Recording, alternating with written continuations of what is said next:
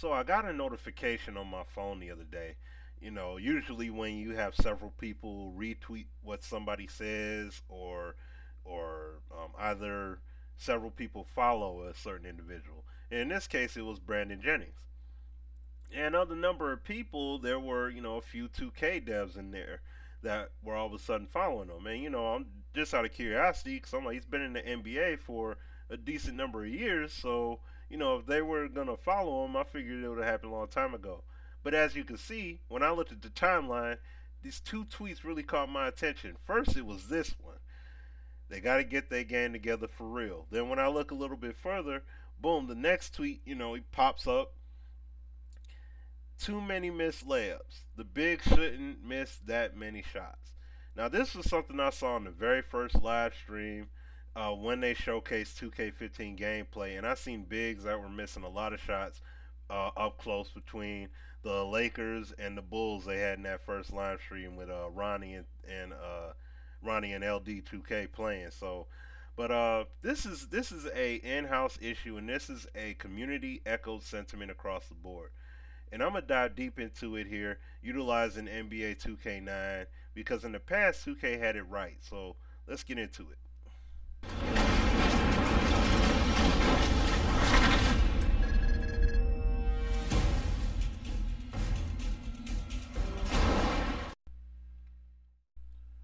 What's going on, everyone? This is Smitty here, and now I'm showing you guys NBA 2K9, and like I said before, and just want to show you guys all the sliders. Nothing was augmented. Everything is just straight up stock. Playing it on Pro, playing the All-Star game. All these examples are from the All-Star game, but it doesn't matter what team you use.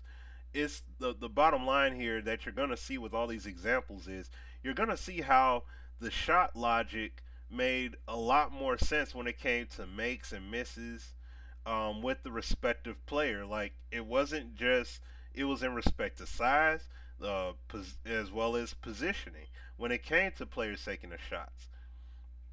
Now, as you see here, Yao Ming took the shot over the much taller KG, and he's able to get the rebound, and then you're going to see him go back up with it. Like, really, there isn't really much to really commentate over these examples and instances. Now, am I saying that these things don't happen in 2K15? No, obviously not. But the sentiment that Jennings is saying that a lot of people were in agreement with, and I'm going to link the tweets in the description so that way you can see what people were saying, what comments they had to follow, in addition to all the people that retweeted it. You guys are going to see that, like I said, with all these examples here, you're going to see that 2K had it right. They had the shot logic. They had it correct. And like I said, just one platform of console gaming ago and 6 years ago. So what happened between then and now that they got rid of that logic? So then that way you have guys missing shots. And look, I'm not out here saying you should be making 20 and ones a game. I'm not saying you're supposed to make every single shot. But these instances I'm showing you right now, you can pretty much call it and say, oh, well, they're not going to make it. Might as well go to the free throw line. Like, it didn't matter. Like, for example, me using the Pistons. Greg Monroe had the ability finisher. I rarely ever finished at the rim with him. Every time, every contested or contact shot he had, it was a miss. Almost every single time. I pretty much to say like 85% of the time, it was going to be a miss. He would rarely finish. So I'm like, what's the point of him having that badge if he can't finish at the rack? And then when I looked at the live stream for this year's game, for 2K15, I seen Powell missing a lot of up close shots. I seen D Rose missing all kinds of contested layups. I mean, he was missing a lot of layups that we know that he's capable of making, and he missed a lot of them. It was it was an unrealistic amount of misses. That's the whole point. And it made me think maybe it's the build they're playing on. Hopefully, it's not the finished product because I'm like, I hope they don't ship this game with that same problem. And even Regular Dave had it in one of his videos where he was showcasing, he was pretty much calling it like, yep, that's going to be a miss. Yep, oh, that's going to be a miss. Like, you can call it. When the defender's nearby, you can call it a miss. Even Gento. Shout out to him. He posted a video on Instagram where he had Wilt Chamberlain go to the rack and miss a layup. And I mean, the defender was just in the vicinity and he missed. But here in 2K9, you could play 2K8, 7, 6, whatever. Those games had it where if you missed those shots, it was legitimate. It was very legit. Now, am I saying every player makes every shot? Obviously, no. I'm not saying that.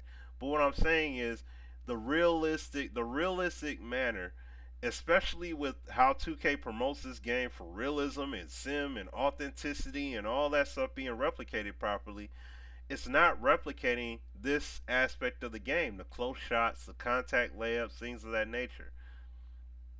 We need to see that better replicated. And that's the whole point of showcasing all these examples. Like I've shown you Gilbert Arenas taking contact from AI and he makes a shot in one instance where it's contested, but here AI tries to take the charge and Gilbert runs into him and he goes in fluid with the layup, but because of AI's contact, the trajectory of the layup there you seen just hit the bottom of the backboard. So I'm just saying, you know, we need to see the gameplay get back to where it was like how it was done in years past.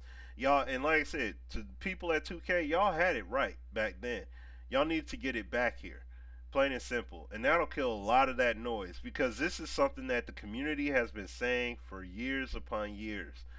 And we've had to augment sliders to try and fix and remedy that problem when sliders should just be for enhancing what's already done right.